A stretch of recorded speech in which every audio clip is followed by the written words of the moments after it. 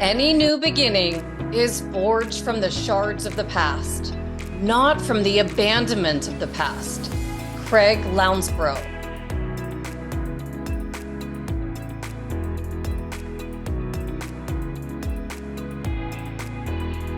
When it comes to closing out an old year and moving into a new one, goal setting and mindset is at the top of mind for all of us to jumpstart our new year on the right foot.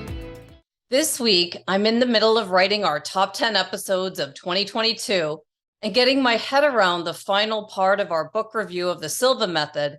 And I'm thinking about how I can personally improve where we are now with this podcast to help us to all move forward with engaging content and speakers that can help us all reach new heights with our brain and mind for 2023 and beyond. I wondered, what am I missing that I haven't covered yet that could help us to all move ourselves to greater heights? We've gone deep on this podcast in the past year with using an understanding of our brain to improve our mental and physical health and well-being, especially as this relates to our learning. And we're now slowing down the year for the holidays, uncovering some new ways to meditate with the Silva Method and other episodes that we'll be releasing over the last few weeks of this year to help us to all improve creativity, our intuition and focus. But before we close out this year, I wonder what else is there that can help us to drive transformation in our schools, our sports environments, and our workplaces. I've been thinking about this for the past few weeks, and then I met our next guest, Soren Kaplan. He's a best-selling and award-winning author, a columnist for Inc. magazine, and an affiliate at the Center for Effective Organizations at USC's Marshall School of Business. Business Insider and the Thinkers 50 have recognized him as one of the world's top management thought leaders and consultants. I was introduced to Soren Kaplan via email, letting me know about his new book called Experiential Intelligence, that's about how to harness the power for personal and business breakthroughs that follows his other successful books, Leapfrogging, The Power of Surprise for Business Breakthroughs, and The Invisible Advantage. I immediately thought, this is it. This is what I've been looking for. Something else that we could tap into that can be used to transform ourselves, our teams, and our organizations, and something entirely new, giving us that breakthrough advantage or quantum leap that I've been mentioning all year with Price Pritchett's U Squared book.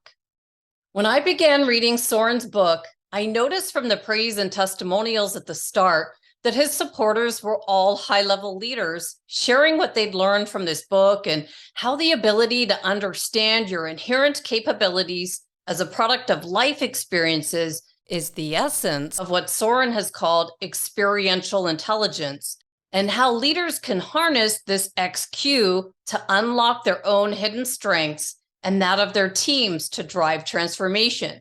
And this came from Valencia Bembry, the VP of Philanthropy from the United Nations Foundation.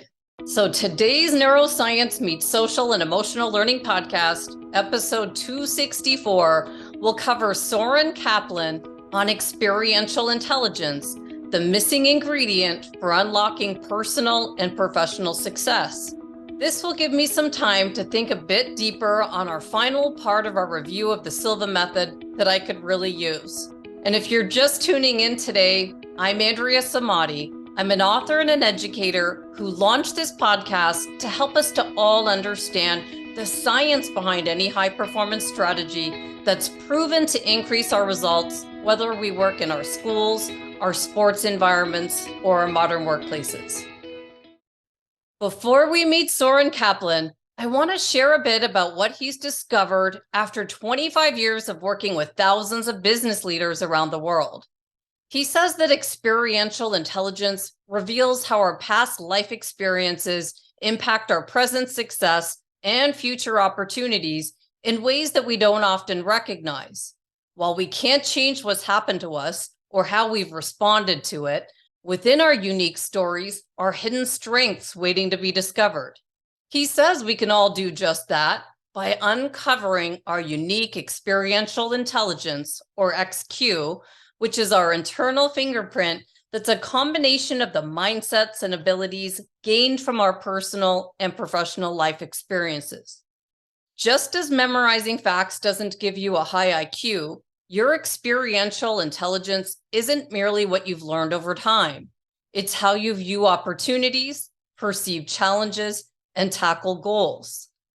XQ can be leveraged for you to become a better leader, hire and develop talent using more strategic criteria, increase collaboration, innovation, and results, and transform your organization's culture. I had to sit and think for a moment after coming across Soren Kaplan's work, as we've covered emotional intelligence on our podcast with episode 202 most recently with Joshua Friedman on getting results with emotional intelligence in our schools and workplaces. And this episode remains in our top 10 most listened to episodes of 2022. So I wondered how this new book could help us to uncover our hidden assets, remove invisible barriers that limit peak performance, and amplify strengths to achieve breakthroughs for ourselves personally, our teams, or our organizations. Let's meet Soren Kaplan and find out how we can all use experiential intelligence to break through to new heights as we prepare to launch a new year. Welcome, Soren Kaplan. Thank you so much for coming on the podcast to share what you've discovered about this unique fingerprint that we all have, that when we tap into it, it can transform our results. So thanks so much for being here today. Happy to be here. Thanks for having me. And from what we just discovered, you're somewhere in the Pacific time zone, right? Are you in California somewhere? I split my time between California and Seattle, depending on what I'm doing. Got it. Well, thank you so much for being here today. Before we cover what you've discovered with your new book, Experiential Intelligence, I really wanted to start out with a surprise question for you, because I did read your book, Leapfrogging, and it really does connect to some of our past episodes. We talked about the power of surprise and how it impacts our brain. But so if I could just start out and begin with a progression of your 3 books, and how did you become interested in helping people break through to new heights and results? Great question, and a nice surprise question to kick things off. I've spent 25 years working in the field of innovation, and I learned about creativity and lateral thinking really early on in my career, and I've applied that to business in terms of product development and innovation process and leadership development. And so I spent time in Silicon Valley at a big company where I led the strategy group, and I've done a few startups. And I also teach in executive education programs globally. And so leapfrogging came out of my insight that when people have breakthroughs, whether it's about a breakthrough product or coming up with just a new idea or delivering a breakthrough solution to the market, whether it's something like the iPhone or whatever else it might be, it always includes an element of surprise. People, it challenges assumptions. It challenges how we do things in a positive way, not the kind of surprise when somebody scares you, the kind of surprise where you kind of scratch your head and said, I didn't know technology could do that, or a candy could do that, like Pop Rocks, or whatever it might be. And kind of really your brain fires in a way when you experience surprise that you want to learn more about it. And so leapfrogging was about how do you harness the power of surprise to create breakthroughs for yourself, to give yourself surprises that give you new insights, or to surprise the market with something new that satisfies a need in a new way. And that then led to a book, my second book, The Invisible Advantage, which is about how to create a culture of innovation. So how do you embed the ability to create surprises all over the place in your organizations, so that not only are you coming up with new ideas, but that you're seeking out surprises as you develop them because you're challenging your own assumptions and then developing opportunities that way. And then my last book, Experiential Intelligence, is really a much more personal book around kind of what does it mean to get in touch with what is a barrier to your own insight around your ability to foster surprises for yourself, as well as show up for others and help others kind of find their way as well. And so that's kind of the progression of my books. Well, it was interesting that I chose to look in the beginning pages of Leapfrogging, because I did notice as I was, going through your new book here, and I was looking at all the powerful leaders in business from around the world. You've got 3M executives and the CEO of PBS and school superintendents giving you feedback. And there was one that caught my eye. And that was the one that wrote your foreword to Leapfrogging. So how did you get to meet Dr. Marshall Goldsmith, who our listeners might know as the author of the book, What Got You Here Won't Get You There? Yeah, so he was affiliated with the graduate school that I went to get my master's and PhD. And so I became familiar with his work just as a student, really. He's one of the forefathers of leadership coaching. And I reached out to him to see if he would, on a, really kind of without knowing him very well, write the foreword to Leapfrogging. And he was kindly and generous enough to do that. And so we connected that way, and then have just stayed in touch. And he was, again, kind enough to write an endorsement for experiential intelligence. I love it. Love seeing that. And then when you talk just now about lateral thinking, coming from the corporate world, that type of thinking that I always typically liked or enjoyed, being creative or thinking about out of the box ideas, back, let's go 20 years ago, wasn't a typical way of thinking. How have you brought this way into the workplace now, this way of thinking? Well, one of the things that I've always tried to do is make connections between seemingly different things so that you can find patterns and logic between things that don't seem like they relate. And so what I did with experiential intelligence, and I spent 3 years working on this book and have reflected not just on the thousands of leaders I've interviewed and worked with and organizations. I probably worked with 30 of the Fortune 1000 in leadership development capacities and consulting capacities, but I looked at my own experience. And what I realized is experiential intelligence is a concept that complements IQ, your intellect, which that concept is over 100 years old. And it's really, the intellect is important, but I think we have an assumption today that the smarter you are, the more successful you'll be. And I'll blow that up in a second. But the idea is that about 50 years ago, emotional intelligence was introduced as a concept and then popularized by Daniel Goleman in the 1990s. So we've had IQ and EQ as kind of these success factors that we know are important. But no one really looks at how our experiences from early in life all the way up to present day actually give us real intelligence. And I talk about experiential intelligence as your mindsets, your attitudes and beliefs about the world, about yourself, because those things can get in your way no matter how smart you are. Your abilities are basically kind of your higher order competencies that then allow you to integrate your mindsets with your, what I call know-how, your knowledge and your skills, kind of the basic stuff.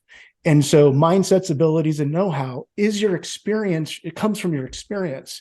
That complements your IQ and it complements your EQ. And that's what experiential intelligence is doing. It's rounding out the third leg of that stool we've all been relying on, but haven't really had language or a framework to understand.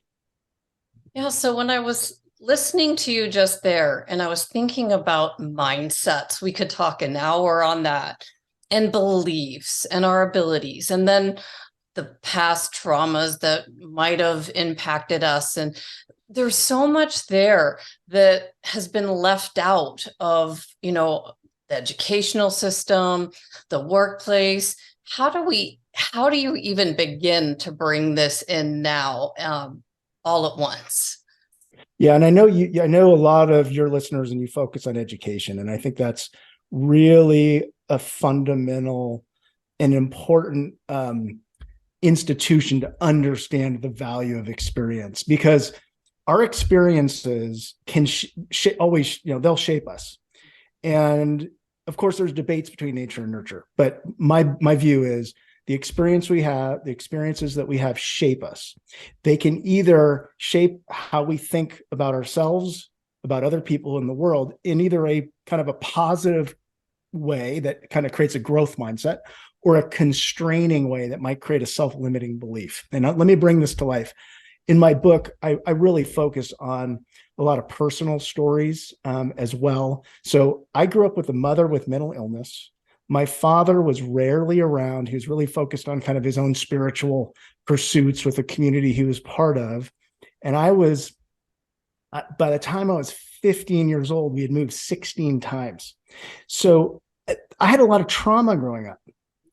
However, when I looked at that, when I have processed that trauma myself through various things I've done, I realized that one, it has challenged me and kind of created some self-limiting beliefs I had to overcome. But the same things that kind of traumatized me also delivered unique gifts.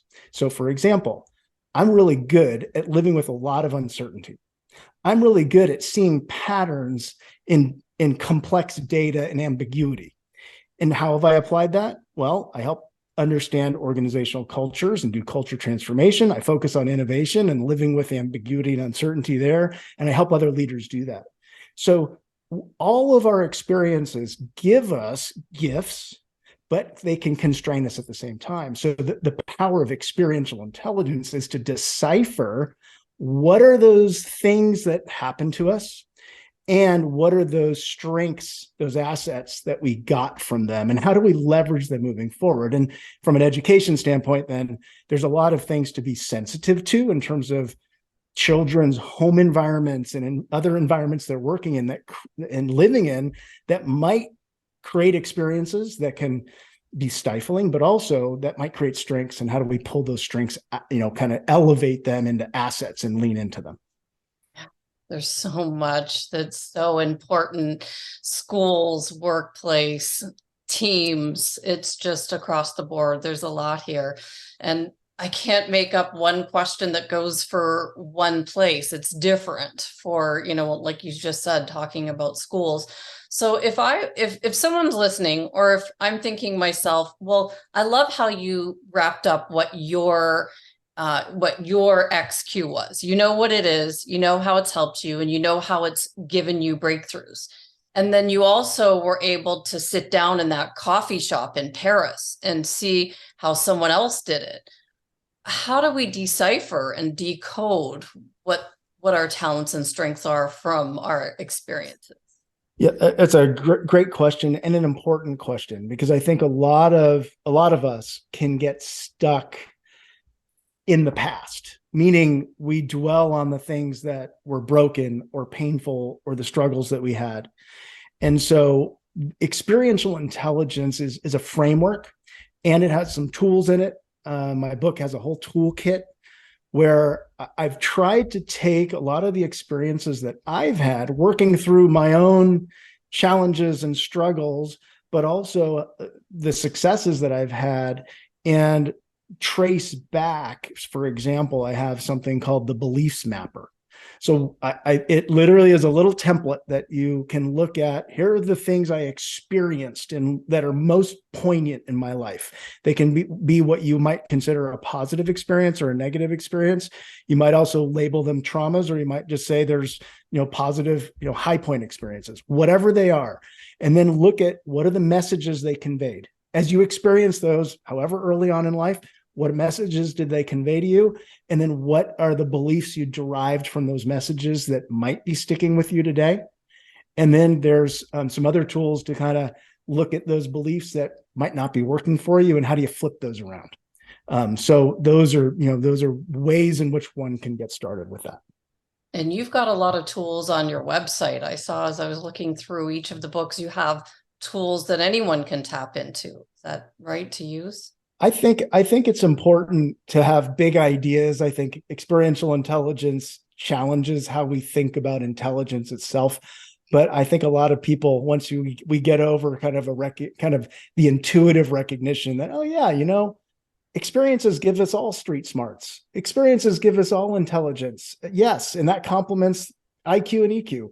Now, how do I tap into it? So I've really tried to make a conscious effort at trying to give a translation. Having worked in business for 25 years and with a lot of teams, we want to get practical pretty fast. So let's get the big idea out there, sure, but let's get some tools and templates and ways to help people work together. And with experiential intelligence, I have an assessment. I have an individual assessment. It takes about 3 minutes to fill out, and I have a team assessment to kind of measure your level of experiential intelligence. And from there, you could use a whole bunch of different tools to develop it and kind of work through it as well. So just thinking about this, because we've talked a little bit about education, a little bit about workplace. What about teams? Because teams are made of individuals. How do you tackle a team with this? I think that it's important to understand that every team, just like every organization, has a culture. And those cultures as a team can be influenced. Teams have experiential intelligence themselves as a unit, meaning if a team goes through certain experiences, team building, a lot of people do team building because you want to create shared values. Well, teams could go through experiences every day together. I mean, a team is a unit in an organization that's in it together, typically, or whether an organization could be business or academic institution. But the idea is that the team can get in touch with its own mindsets. What are our shared beliefs that are either getting in our way or that we can really leverage and lean into to achieve our goals? Teams also have shared abilities. And a lot of times, one of the things that I think is really important, I really highlight in this book, is that a lot of times we think about what are the abilities of our team. So we think about the resumes or the job descriptions of those people on our teams. Well, actually, the life experiences of those people on our teams is equally as valid to leverage and lean into and discover through, more vulnerable type conversations. If somebody had certain types of experiences that, might have been challenging, but led to certain strengths, how do you use those, appreciate those as a team? And so the mindsets, the abilities, and obviously the skills are all important for teams, and being more in touch with what that holistic view is of your team's experiential intelligence will allow you to be, kind of be more cohesive as a team, but also achieve your business goals. Got it. So you've probably heard of Price Pritchett's U Squared book, have you? About the quantum leaps. And so I've talked about that often on this podcast and breakthroughs.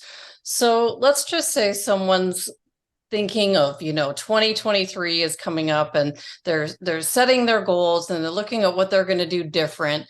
Where would you set them on a path? What should they do? Go to your website and go where? What's the first step here? Well, I think that anyone who has a team and kind of wants to work together as a team has an opportunity to use experiential intelligence. You can get even the first chapter for free, and kind of get the core framework there. There's also, if you get the book, there's a team assessment, and it's a great way to kind of hit the ground running. You get the whole team to take the assessment. It's free, and you get a profile. And if you have each person take the assessment and you compare what you believe the team's profiles are, you might see different things. It'll create the context for a conversation with your team about your team XQ, experiential intelligence, I call XQ. So IQ, EQ, and XQ. If you look at your team XQ, then you have an opportunity to say, what are those attitudes and beliefs we want to, really enhance and focus on this year as a team and kind of build out, and what's going to enable us, and what maybe in retrospect has gotten in our way. So from an effectiveness standpoint, you can look at mindsets, which are attitudes and beliefs, and then look at the abilities that you have and that you want to develop based on what your goals are. So that would be just a simple way to get started. Yeah, no, that's great. And I haven't asked you about the research yet, but you've talked about it a little bit throughout. When you say mindsets, we think about Carol Dweck, but what research is behind all of this? It's interesting because I think what I've tried to do is really focus on multidisciplinary research. So I have my background's in organizational psychology. I studied at UCLA sociology, but I've worked in business. So what I tried to do is integrate research on mindsets. You mentioned Carol Dweck from Stanford. I also looked at, and the example we talked earlier about trauma.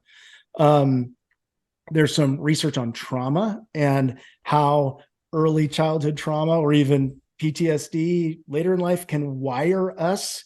There's a lot of research and work on that now, so that we have physiological responses to certain stimuli. So, I'm bringing that in too, because it's as relevant for, it's relevant for individuals and work we may want to do for our own growth. But everyone in business or wherever we are brings all of who we are to it. So those types of traumatic responses also exist in business, in our community organizations, in schools, wherever they are. So I wanted to really kind of start linking multiple disciplinary research together. Got it. I really thought about Dr. Bruce Perry's work when I saw something you put on Twitter the other day. It was a nice graphic you put, and it said the challenge for me and for many other people is that sometimes we have experiences, especially during childhood, that can stick with us and get in our way. And it just reminded me, Bruce Perry's What Happened to You book that he did with Oprah. We covered him on the podcast, and just, thinking about every single person we deal with, whether in the classroom or in the workplace, when someone's responding to you in a certain way, just to have that in the back of your mind. So how would you cover that whole aspect of a person's makeup? Yeah, I think that the book that you just mentioned, Dr. Perry and Oprah's work, I actually reviewed and referenced as I was writing my book. And I think one of the powerful things that book did was sort of destigmatize the fact that most of us do have some kind of trauma, and we're not bad because of it, but it's what happened to us, not who we are. Now, experiential intelligence, if you look at what happened to us as not just something to overcome, but actually something that gave us gifts, that's a paradigm shift. Our traumas gave us strengths and gifts if we know how to uncover them and decipher them. And I've got a lot of personal examples in there. And I shared a couple earlier on. That's not to say traumas can be very difficult and painful, but we can also, in retrospect, look at what happened to us. A la, the work that Dr. Perry and Oprah have done, and say, what did they deliver to us that made us us, and that we can now use to move forward and achieve our goals. So whether it's living with uncertainty, living with ambiguity, being extremely well organized, because you have to, in a chaotic environment, get organized and control what you can control, or whatever it may be. Those can be strengths, and those can be used then to foster your breakthroughs, foster your new achievements that you're going after. I love this because I love Price Pritchett's U squared and getting those quantum leaps, but now you have a tool that explains how do you actually, it's not just from wishing or chance or luck, it's through doing something specific with our life experience that now gives us a tool to use, which I like. Well, what I'm connecting to is you have an ability to make connections between very different things and worlds, from education to business. That clearly is something that you have have fostered in your own way. I'm curious where you think you got that from, because it's like you're doing that left and right in our conversation. So how did you come up with those abilities as well? And I would assume you have some mindsets around what's important, and what's important. What I'm hearing from you is connection making and meaning making for other people as well. So my guess would be you've got a little bit of history in learning to do that yourself somewhere, and then trying to help others with that as well. Yeah, it's interesting because with every interview, I try to do that. I try to bring the guest back to past episodes so it makes sense for those listening to the podcast. It's for those listening to think, well, when you mentioned surprise, we did a whole episode on the power of surprise, and it was fascinating what happens to the brain when we're surprised. And so then I thought, well, and then bringing in others, I think it's just the fact that I came from working in the motivational speaking industry with Bob Proctor, who taught us all about how to not have these limiting beliefs that are going to stop us. And so now a lot of us that worked with him are trying to make sure that we're carrying the torch for the things that he taught us. And it was a lot of what I watched the speakers do, making connections when they were up there. This guy did this. And so trying to do the same thing and build a legacy for those that are going to listen to this podcast. That's the biggest thing for me, is to leave something behind with these interviews. It's not about anything else other than how can we help people in schools, sports, and the workplace with these ideas. It's a powerful concept, and it became clear to me. I mean, I'm always looking for what people are good at, and it's how they think, and it's how, what they're able to do. And you've been doing that this whole time. So I've been noticing that, and kind of wondering about how intentional it is, because you have a good skill set with it. Thank you, because I'll tell you something at the end too when we're finished, but there's something I noticed that makes it easier to make those connections, and then things that make it difficult. And it has to do with sleep, diet, exercise. So that all ties into it. When you go and grab a name in your head, you're thinking, someone said it the other day on an interview, they were saying, oh, it was John Ford. And I was like, no, it was Henry Ford. But those connections, as we're getting older, start to disappear. And so it's really important for me to make sure that the sleep, diet, nutrition is there, which is not always. So making the connection is the first thing to make sure that we're all aging and still able to continue to be sharp as we age. That's a whole other section of the podcast. I couldn't agree more with that as well. Yeah. Right. So let's bring this to your experience with Google, Apple, Tesla, IBM. What I thought was amazing was that in your notes, you had said that these companies no longer require a university degree for an interview. So how are they picking their people? Do you have to know someone to get to work at the amazing offices of Google or Apple? Yeah, it's a great question. And, part of what I was noticing out there over the last, decade or so is that the leaders I was working with and the organizations I was working with, a lot of times the job descriptions that they were hiring for actually were almost constraining sometimes for the roles that they really needed for the people. And there's research that says, people change jobs 12 times in their lives or about. And so if you study one thing, that thing usually is outdated in a few short years now. And so these organizations, these companies are recognizing that that people can have qualifications even if they don't have that quote unquote degree, that bachelor's degree. And so what they're doing is they're looking for experiences, they're looking for abilities. And quick example, I work with a startup called Praxi.com.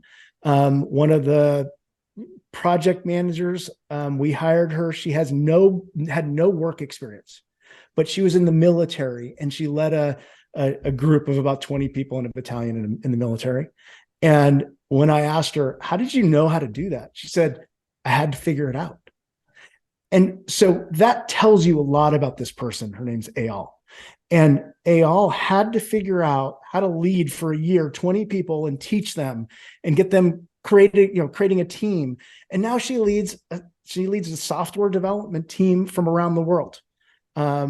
India and Africa and the US and Europe. So like there's certain things that a college degree will not give you and that you can kind of decipher and look for. So those big companies you mentioned have all recognized like the college degree is a barrier, actually, if you just look at that as the gatekeeper of whether you're going to even talk to someone. And then you have companies like Google and a few others who are creating like these, what they call career certificates. And you can go online and for $100, you can get kind of certified in something through having an experience and, trying out the technology and kind of applying yourself. And you're qualified to then apply to one of their jobs. Wow. So talk about disrupting education. I mean, for $100 versus tens of thousands of dollars, you can actually get qualified for something that's relevant tomorrow and actually get a job tomorrow. So we're seeing a huge sea change in what organizations are seeing as important qualifications. And a lot of it's experiential intelligence at its core. This is so interesting. I know a lot of the educators that are listening at the higher levels would be very interested in knowing this, because I never heard about that, knowing how to get into these amazing companies to help the students of our next generation with where they want to go. Because they're all saying, I want to work here, I want to work there. Well, how exactly do you do that? And it's not like what I would have thought. There's some universities. Probably the best known one right now is Minerva University. They're out of the San Francisco Bay Area. They provide a bachelor's degree, but their model is totally virtual. But they have the students living in, I think it's 4 to 6 different cultures around the world as they attend virtual school. So they're trying to create experiences. And then they place the students in real companies like IDEO, the design firm in Palo Alto, and others, to give them kind of internships, real world experience. And it's all about experience. It's all about experience because that's how you change how you think. It's how you develop your abilities and how you develop those practical skills, and those all come together. So then where do we go beyond this? We've talked about this with regards to business. What are the implications for parenting? We talked a little bit about education. What about parenting, personal relationships? How can we use this in the home more practical? That's a great question. One of the things I think any parent, I'm a parent of 2 daughters. They're now out of the house. Thank goodness. I have a little more time now. It was wonderful, but also hard, as we all know, for parents. But the opportunity, I think, is to help our children, whether we're parents or teachers, understand their own experiences. So as those we care about have experiences of their own, they can be hard experiences, they can be joyous experiences. How do we help them understand, here's what happened, here's how I responded, here's what I learned from it, here's maybe how I could do it differently, but here's also kind of what it gave me as learning and as strengths also as I went through it. And I think that whole notion, experiential learning, I have a whole chapter on experiential learning because that's how we learn. And so I think the opportunity as educators and as parents is to create experiences also. So that whether you go and explore a part of a part of a neighborhood you don't normally go into, or you go and you have wilderness experiences, or whatever those experiences are that you can give that opens the world up and opens one's mind up. So it's interpreting experiences with support, and it's creating experiences. I think that's really where the opportunity is. It's just bringing me back to when we would bring the kids to a new location and their whole world would open up. But, we're lucky that we have that opportunity. Not everyone, when I go into school, sometimes I look at these students and they've never left their neighborhood and they want to know, well, where are you going next? And what are you doing next? And I think, I wish I could take you with me, but they can, I guess, travel virtually. But what would you say to those students that are limited with being able to see the world in a way that some kids get to? Well, I think that it's that we all have experiences, all of us. And sometimes they're more constrained than others. Sometimes they're more challenging than others. And we all have the opportunity to understand our experiences with a strengths-based lens. And a strengths-based lens basically means what am I gaining, or what did I gain in terms of my own strengths, and how do I use those to be a better person, to achieve whatever I want to achieve in terms of however I define success. We define success in different ways. And so I really kind of always focus, when I do my own consulting work or leadership work, on what are those strengths that our life experiences give to us. And that's really, I think, where a big opportunity is for educators and parents and others to really zero in on what that strengths-based lens is that we're bringing, and more consciously bring it to those that we're trying to support. Oh, it's very helpful to see this in a concrete way, because we kind of know through trial and error, right? You get to a certain age and you look back and go, wow, I learned so much from that. That was great. But at the time, it was probably the worst time of your life. Or no, I just think of all the really difficult times when I left Toronto and moved to the US. It was the most challenging time for me to try to start up in a new country. I remember calling my friend in Kentucky and going, so what do mailboxes look like? Because they were not the same color as what I had back home. And so figuring it out, like your friend from the military, trying to figure out a whole new system. But now looking back, thank goodness I had that, because it built resilience. Now, I learned something new about how to make it happen. So, just putting this all in one piece, something concrete, is very helpful.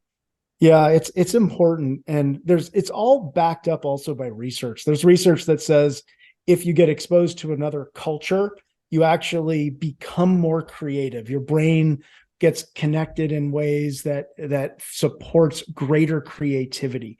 And that's research based.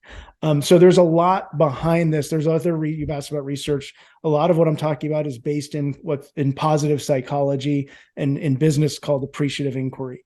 So, those are a lot of kind of academic or kind of researchy based terms, but, all of that is the foundation for what happened to us, what strengths did it deliver, and how do we kind of reframe the challenges into learning opportunities that we can lean into in terms of the strengths that we think we can leverage now, like your resilience, into the future. So that's really, kind of what it's all about. Yeah, that's when we make it work for us to have this breakthrough that you've been talking about through all your books, which is what we all want. We're all working really hard for some sort of massive breakthrough in our results. And now you've given us something concrete to use, and tools on your site and assessment. So I think if I'm looking at it, there's no way that we can't all do this. Is that right? Yeah. And I think that some of it also, and again, the word breakthrough, I think we all want it to a certain extent when we're in business, we want breakthroughs, et cetera, et cetera. I think that what I see is that if you focus too much on the breakthrough, that's a mindset. And they're like, oh, I need this big result instantly. Well, part of what I've seen over and over in my innovation books and with experiential intelligence is that a lot of that change is just small change. It actually doesn't require a lot of rocket science or doing things dramatically different. But if you kind of start to get more tuned into your strengths and just think about what are the small steps that I can take now, it will lead you to the bigger breakthrough and allow you to get there versus, kind of trying to get it all at one time and being frustrated and kind of ending up in a kind of more of a downward cycle. Yep. Well, is there anything important that I've missed, Soren, in your work and these questions that we had for you? Well, I've really appreciated your questions because the connection making is something that I value myself. I think that what I would emphasize is that everyone has experiential intelligence. Everyone. It's our unique internal fingerprint that makes us who we are, because we all have unique experiences.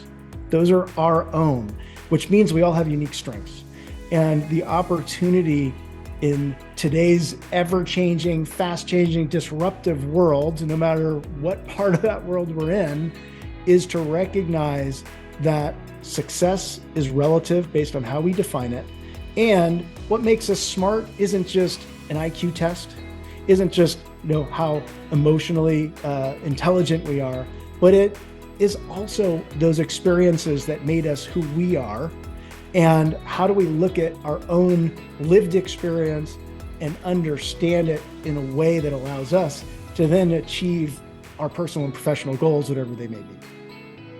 Soren, I want to thank you so much for coming on the podcast today and sharing the work you've done with leaders around the world. And these are all high-level leaders when you look through your book. And everything you've shared is going to help our listeners to improve their QX this year for heightened results. So for people who want to get started and get the first chapter for free, they can go to sorenkaplan.com and find your book, Experiential Intelligence, right there.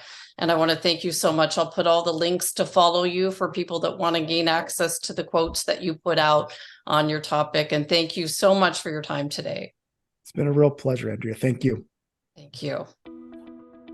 Some final thoughts?